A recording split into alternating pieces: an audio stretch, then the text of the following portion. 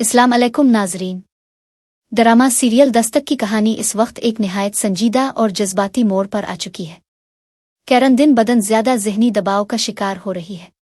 इसके लिए हालात नाकाबिले बर्दाश्त हो चुके हैं और अब इसे अपनी जिंदगी में रोशनी की कोई किरण दिखाई नहीं दे रही।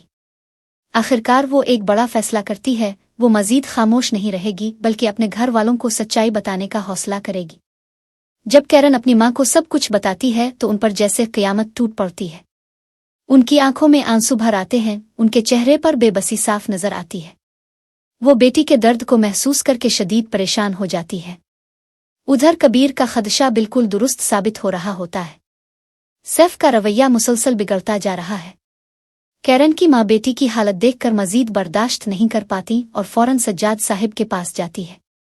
वो कांपती हुई आवाज में कहती है, सज्जाद साहिब, आपको सैफ के घर वालों से जाकर बात करनी होगी। उन्हें बताएं कि उन्होंने हमारी बेटी के साथ धोखा किया है, इसके जज्बात से खेला है। हम ये जुल्म बर्दाश्त नहीं कर सकते। लेकिन सज्जाद साहिब जो रिवायती सोच रखते हैं, बजाय बीवी की बात को संजीदगी से लेने के उल्टा गुस्से में आ जाते हैं।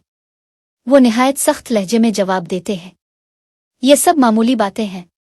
मर्द ऐसा करते हैं, अपनी बीवियों पर रोब जमाने के लिए कभी कभार अपनी पुरानी मोहब्बतों का जिक्र कर देते हैं।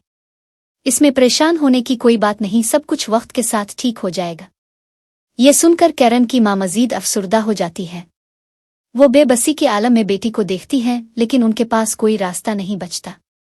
दूसरी तरफ कबीर, जो पहले ही मामले को संजीदगी से ले रहा होता है, कैरन को अकेला नहीं छोड़ता।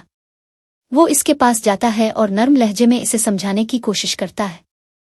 कैरन, तुम एक समझदार, पढ़ी लिखी और सुलझी हुई लड़की हो।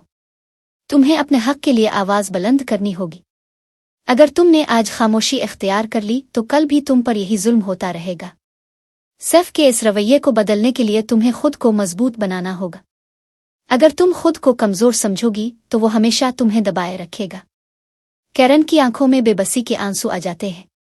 वो कबीर से कहती है, कबीर भाई, मैं क्या करूं? सैफ मुझे इंसान ही नहीं समझता।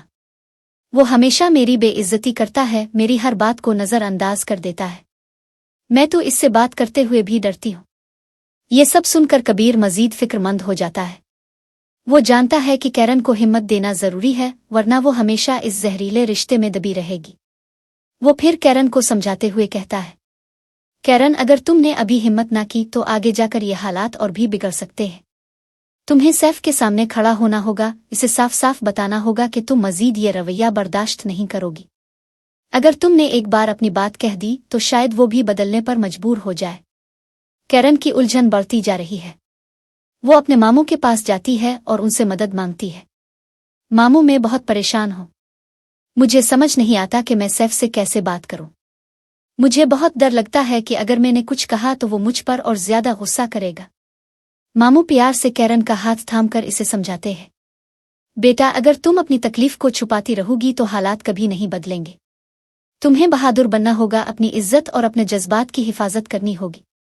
अगर तुमने अभी खुद के लिए ना सोचा तो पूरी जिंदगी दूसरों के फैसलों पर चलना पड़ेगा। कैरन के दिल में एक हल्की सी उम्मीद जागती है, लेकिन क्या वो वाकई सैफ से बात करने की हिम्मत कर पाएगी?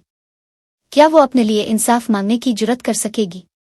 फिर वो खामोशी में अपनी जिंदगी गुजारने पर मजबूर हो जाएगी? ये सब जानने के लिए हमारी अगली किस्त का इंतजार करें। अगर आप हमारे चैनल पर नए हैं तो बराए मेहरबानी सब्सक्राइब जरूर कीजिएगा ताकि आपको मजीद अपडेट्स मिलती रहे। शुक्रिया।